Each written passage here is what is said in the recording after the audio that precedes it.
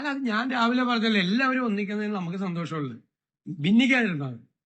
ഞാൻ രാവിലെ വളരെ ക്ലിയർ ആയിട്ട് പറഞ്ഞു, ആളുകൾ തമ്മിൽ ഭിന്നിക്കുക, ശത്രുത ഉണ്ടാകുക, സമുദായങ്ങൾ തമ്മിൽ, മതങ്ങൾ തമ്മിൽ ശത്രുത ഉണ്ടാകാൻ പാടില്ല. ഞങ്ങളുടെ ഒരു നിലപാട് അതാണ്. ഞങ്ങൾക്ക് കൃത്യമായൊരു പൊസിഷനിങ് ഉണ്ട്. എല്ലാവരും തമ്മിൽ സന്ധിക്കുന്നത് നമുക്ക് സന്തോഷമുള്ളൂ.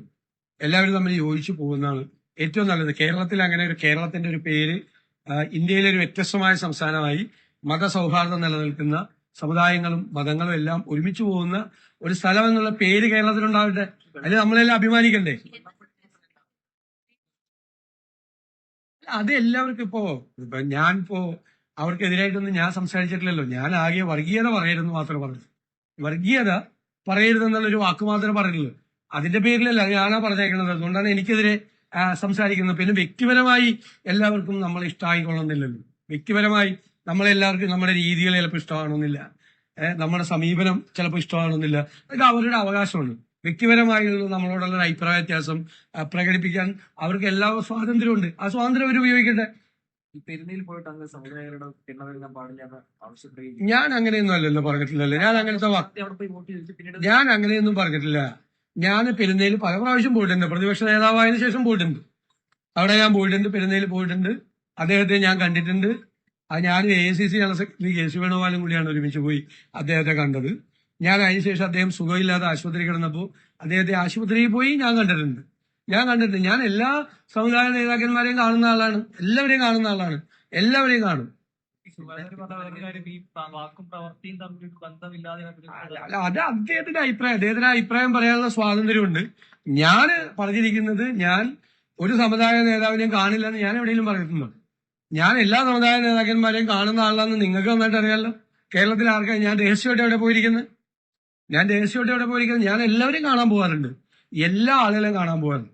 ഇന്നലെയും ഒരു യോഗത്തിൽ ഞാൻ തിരുവല്ലയിൽ കുമ്പനാട് ഒരു സമ്മേളനത്തിൽ ഞാൻ സംബന്ധിച്ചു. ഇപ്പൊ ചെറുകോൽപ്പുഴ ഹിന്ദു സമ്മേളനത്തിന് എന്നെ വിളിച്ചിട്ടുണ്ട്. ഞാൻ ഇന്നലെ ഒരു പെന്തക്കോസ്തുകാരുടെ സമ്മേളനത്തിൽ സംബന്ധിച്ചു. അതിനു മുമ്പ് അതിന്റെ തലേ ദിവസം മുസ്ലിം സംഘടനയുടെ കാന്തപുര അബൂബക്കർ മുസ്ലിങ്ങളുടെ കേരള യാത്രയിൽ സംബന്ധിച്ചു. അതിനു മുമ്പ് ജിഫ്രി തങ്ങളുടെ പരിപാടി സംഘടിപ്പിച്ചു. ഇനിയിപ്പോ ദളിത് സംഘടനകളുടെ എല്ലാവരുടെയും കൂടി ഒരു യോഗം ചേരുന്നുണ്ട്. അവർ എന്റെ സാന്നിധ്യം ഞാൻ ഉണ്ടാകണമെന്ന് പറഞ്ഞിട്ടുണ്ട്. അത് നമ്മളിരിക്കുന്ന പൊസിഷൻ വെച്ച് നമ്മളെല്ലാവരും വിളിക്കും. നമ്മൾ എല്ലാ സ്ഥലങ്ങളിലും പോകും. എല്ലാ സംഘടനകളുമായി, സമുദായ സംഘടനകളിലെയും സമുദായ നേതാക്കന്മാരുമായിട്ട് നമ്മൾ സംസാരിക്കുകയും ചെയ്യും. പൊളിറ്റിക്കൽ ലീഡർഷിപ്പ് അങ്ങനെയല്ലേ കേരളത്തിൽ? എല്ലാവരുമായിട്ട് അങ്ങനെ ഒരു ആശയവിനിമയം നടത്തില്ലേ? അതിലെന്താ തെറ്റ്? അതിൽ ഞാനൊരു തെറ്റും കാണുന്നില്ല. ഞാനൊരു സമുദായ നേതാവിനെയും കാണില്ല. ഞാൻ എല്ലാത്തിൽ നിന്നും വിട്ടു. വർഗീയതയ്ക്കെതിരെ പറയുന്നതും ഈ സമുദായ നേതാക്കന്മാർ മുഴുവൻ വർഗീയവാദികളാണോ കേരളത്തിലെ? അല്ലല്ലോ. വർഗീയതയ്ക്കെതിരെ നമ്മൾ സംസാരിക്കുന്നതും ഇപ്പോൾ ഒരു സമുദായത്തിൽ ഒരു പ്രശ്നം വന്നു, ഞാൻ എന്റെ പഴയ പ്രസംഗമുണ്ട്, ഞാൻ MLA ആയിരിക്കും നടത്തിയ പ്രസംഗമുണ്ട്. സമുദായങ്ങൾക്ക് ആർക്കെങ്കിലും ഒരു പ്രശ്നം, അവരോടൊരു അനീതി കാണിച്ചാൽ നമ്മളാണ് ആദ്യം അവിടെ ഓടിയെത്തേണ്ടത്. അവരെ സഹായിക്കണം ആ സമയത്ത്. അത് സംശയം എന്താ? സമുദായ നേതാക്കളെ കാണുന്നതും വർഗീയതയ്ക്കെതിരെ പറയുന്നതും തമ്മിൽ എന്താ ബന്ധം? വർഗീയതയ്ക്കെതിരെ പറയുന്ന ഒരാൾക്ക് സമുദായ നേതാക്കന്മാരെ കാണാൻ പാടില്ലേ? എനിക്കത് മനസ്സിലാകുന്നില്ല. എന്റെ ലോജിക്ക് എനിക്ക് മനസ്സിലാകുന്നില്ല. ഇത് എനിക്കെതിരെ വ്യക്തിപരമായി പറയുന്നില്ല, എനിക്ക് യാതൊരു വിരോധമില്ല. കാരണം ഞാൻ വിമർശനത്തിന് അതീതനായിട്ടുള്ള ആളല്ല. സമുദായ നേതാക്കന്മാർക്ക്, രാഷ്ട്രീയ നേതാക്കന്മാർക്ക്, സാംസ്കാരിക പ്രവർത്തകർക്ക്, എന്റെ പാർട്ടിയിൽപ്പെട്ട അംഗങ്ങൾക്ക് ഒക്കെ എന്നെ വിമർശിക്കാനുള്ള സ്വാതന്ത്ര്യമുണ്ട്. ഞാൻ ആ വിമർശനത്തിൽ കഴമ്പുള്ളതാണെങ്കിൽ ഞാനത് സ്വീകരിക്കും. ഞാനത് കറക്റ്റ് ചെയ്യാൻ നോക്കും. എന്റെ ഭാഗത്ത് തെറ്റുണ്ടെങ്കിൽ അതിനെന്താ? എനിക്കങ്ങനെ പിടിവാശിയൊന്നുമില്ല. എന്നെ ആരും വിമർശിക്കാൻ പാടില്ല. എനിക്കങ്ങനെ അസഹിഷ്ണുതയൊന്നുമില്ല. വിമർശിക്കാനുള്ള സ്വാതന്ത്ര്യം അവർക്കുണ്ട്. തെറ്റ് ചൂണ്ടിക്കാണിക്കുക. ഞങ്ങൾക്ക് യോജിക്കാൻ പറ്റുന്നില്ല, എല്ലാവരും എന്നോട് കേരളത്തിൽ യോജിച്ചോളണം, ഞാൻ പറയുന്ന കാര്യത്തിന്റെ കൂടെ എല്ലാവരും നിന്നോളണം എന്നൊന്നും ഒരു പിടിവാശിയും എനിക്കില്ല. പക്ഷെ അഭിപ്രായങ്ങൾ പറയും.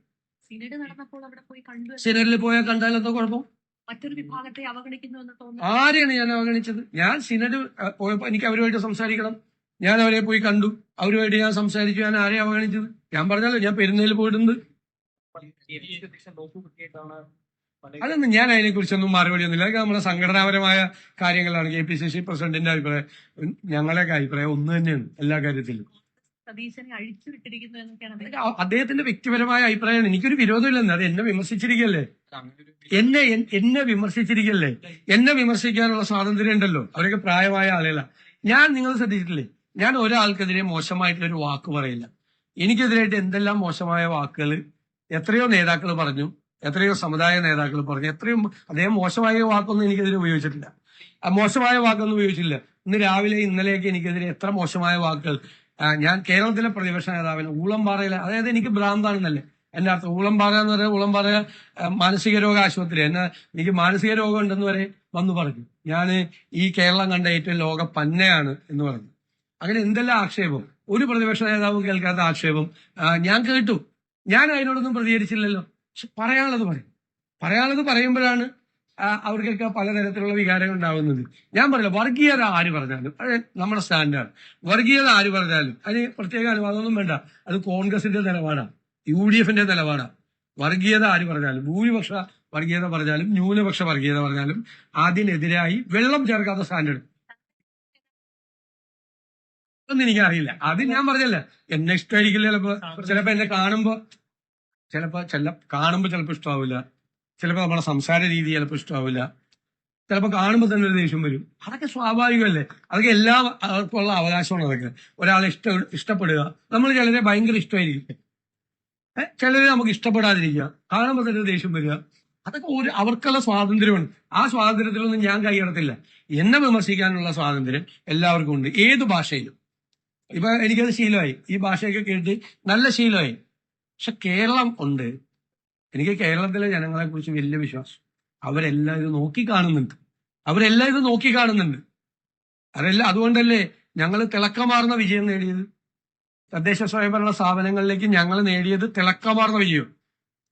കേരളത്തിൽ കണ്ട തെരഞ്ഞെടുപ്പുകളിലെല്ലാം തിളക്കമാർന്ന വിജയം നേടിയ അഭിമാനത്തോടു കൂടിയാണ് നിൽക്കുന്നത്. പാർലമെന്റ് ഇലക്ഷനിലും ബൈ ഇലക്ഷനുകളിലും ലോക്കൽ ബോഡി ബൈ ഇലക്ഷനിലും ലോക്കൽ ബോഡി ജനറൽ ഇലക്ഷനിലും ഉൾപ്പെടെ തിളക്കമാർന്ന വിജയം നേടി ജനങ്ങളുടെ അംഗീകാരത്തോടു കൂടിയാണ് ഞങ്ങൾ നിൽക്കുന്നത്. ആ തെറ്റ് ഉണ്ടെങ്കിൽ നമ്മുടെ ഭാഗത്തൊക്കെ മനുഷ്യ സഹജമായ തെറ്റുണ്ടെങ്കിൽ തിരുത്തും. അതിനെന്താ കുഴപ്പം? രാഷ്ട്രീയ നേതാക്കൾ എന്റെ ഇരുമ്പൊലൊക്കെ ആയിട്ടാണ് നമ്മൾ രാവിലെ ഇറങ്ങുന്നത്. ചെയ്യട്ടെ നീ. ഞാൻ ഒരു നിസ്സാരക്കാരനല്ല, നിങ്ങൾക്ക് മനസ്സിലായില്ലേ ഇപ്പൊ? ലക്ഷ്യമിടുന്നത് യാദൃശ്ചികമാണോ? അത് ആയിക്കോട്ടെ. ഞാനത് വേറൊരു തരത്തിലത് ആസ്വദിക്കുന്നുണ്ട്. ഞാൻ വ്യക്തിപരമായിട്ട് വിമർശനത്തിൽ കഴമ്പുണ്ടെങ്കിൽ ഞാനത് സ്വീകരിക്കും. ഞാനത് എന്റെ ഭാഗത്ത് തെറ്റുണ്ടെങ്കിൽ ഞാനത് തിരുത്തും. കോൺഗ്രസിന്റെ പൊതു അഭിപ്രായം വർഗീയതക്കെതിരായിട്ടുള്ള വിട്ടുവീഴ്ചയില്ലാത്ത നടപടിയാണ്. ഞാൻ പറഞ്ഞല്ലോ രാവിലെ, രാഹുൽ ഗാന്ധി എന്ന് പറയുന്ന ഒരു മനുഷ്യൻ കോംപ്രമൈസ് ഇല്ലാതെ പോരാടിയാണ് വർഗീയതക്കെതിരെ. ഞങ്ങൾ ആ കൂടെ നിന്നുകൊണ്ട് വർഗീയതയായിട്ട് ഞങ്ങൾ കോംപ്രമൈസ് ഇല്ല. അങ്ങേക്കെതിരെ ആക്ഷേപത്തിലും പിന്തുണ നേതാക്കളുടെ എന്തുകൊണ്ടാണ്? അതൊക്കെ നിങ്ങൾ അവരോട് ചോദിക്കും. ഞാൻ പറയേണ്ട ഉത്തരവാണ്. വേറെ ആളുകൾ പറയേണ്ട ചോദ്യം എന്നോട് ചോദിച്ചാൽ ഞാൻ ഉത്തരം പാർട്ടിയുടെ നിലപാട് ഇതാണ്. ഞാൻ പാർട്ടിയുടെ നിലപാടിനപ്പുറം വേറെ ഏത് നിലപാടാണ് പറഞ്ഞേക്കുന്നത്? വർഗീയത പറയരുത് എന്ന് കോൺഗ്രസിന്റെ അഭിപ്രായമല്ലേ. ഭിന്നിപ്പിക്കൽ രാഷ്ട്രീയം പാടില്ല, മനസ്സിലായി? വിദ്വേഷ പ്രസംഗം നടത്തരുത്. ഇത് കോൺഗ്രസിന്റെ ലൈന. എല്ലാ ദിവസവും രാഹുൽ ഗാന്ധി നാളെയും വരുമ്പോ അദ്ദേഹം പറയാൻ പോണത് ഇത് തന്നെയല്ലേ. അതാണ് അതിലും ഞാൻ എന്ത് പറയും, അഭിപ്രായം പറഞ്ഞു. ലീഗിന്റെ ബുക്കിൽ ഇടം നേടാൻ വേണ്ടി വർഗീയവാദികൾക്ക് കുടപിടി കൊടുക്കുന്ന തടവിൽ നിൽക്കുന്നയാളാണ്. അല്ല, ഞാൻ അതിന് അഭിപ്രായം പറഞ്ഞില്ല. ലീഗിന്റെ അഭിപ്രായം എന്റെ അഭിപ്രായം ഒന്ന് തന്നെയല്ലേ. ലീഗ് ഞങ്ങളുടെ മുഖ്യധാര കക്ഷിയല്ലേ, ടീം UDF അല്ലേ. കോൺഗ്രസിന്റെ അഭിപ്രായം ലീഗിന്റെ അഭിപ്രായം ഏത് കാര്യത്തിലെ അഭിപ്രായത്തിലുള്ളത്? വർഗീയതക്കെതിരെയുള്ള കാര്യത്തിലൊക്കെ ലീഗിന്റെ അഭിപ്രായം അത് തന്നെയല്ലേ. എന്തിനാ ലീഗിനെ വലിച്ചടയ്ക്കണത്? ഒരു ഇൻഡയറക്റ്റ് ആയിട്ട് വർഗീയത കൊണ്ടുവരാൻ നോക്കുക. ഒന്നുകിൽ ലീഗിന്റെ പേര് പറയില്ല, ജമാഅത്ത് ഇസ്ലാമിയുടെ പേര് പറയും. ഇതാണ് ഈ ലീഗിന്റെ പുറകെ ഇവര് നടന്നതല്ലേ, ഈ CPI നടന്നതല്ലേ. ലീഗിന്റെ പുറകെ എത്ര നാൾ നടന്നതാണ്? ലീഗ് ജനാധിപത്യ മതേതര പാർട്ടിയാണെന്ന് ഇവര് പറഞ്ഞിട്ടില്ലേ? ഞാൻ കാണിച്ചു തരാമല്ലോ. ജനാധിപത്യ മതേതര പാർട്ടിയാണ്, ലീഗ് വർഗീയ പാർട്ടിയല്ല എന്ന് CPM നേതാക്കൾ പറഞ്ഞിട്ടില്ലേ? അവര് പുറകെ നടന്ന കാലത്ത് കിട്ടാതെ മുന്തിരിക്ക പുളിക്കുമെന്ന് പറയണ വരി. അതൊക്കെ നമുക്ക് കാത്തിരുന്ന് കാണാം. ഇതിന്റെ പുറകിലൊക്കെ എന്തെല്ലാമാണെന്ന് നമുക്ക് കാത്തിരുന്ന് കാണാം. പക്ഷെ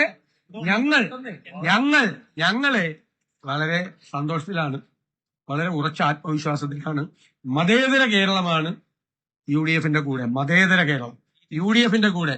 അത് ഈ മതേതര കേരളം ഒന്നുകൂടി ഈ വരാൻ പോകുന്ന തെരഞ്ഞെടുപ്പിൽ അവര് തെളിയിക്കാൻ പോവാണ്. ഇത് മതേതര കേരളമാണ് എന്ന് എല്ലാ വർഗീയവാദികളോടും ഈ കേരളം ഒരുമിച്ച് പ്രഖ്യാപിക്കും. നമുക്ക് കാത്തിരുന്ന് കാണാൻ. പൊളിറ്റിക്സ് അല്ലേ, രാഷ്ട്രീയല്ലേ. നിങ്ങൾക്ക് അങ്ങനെയൊക്കെ തോന്നുന്നുണ്ടല്ലേ? വരട്ടെ.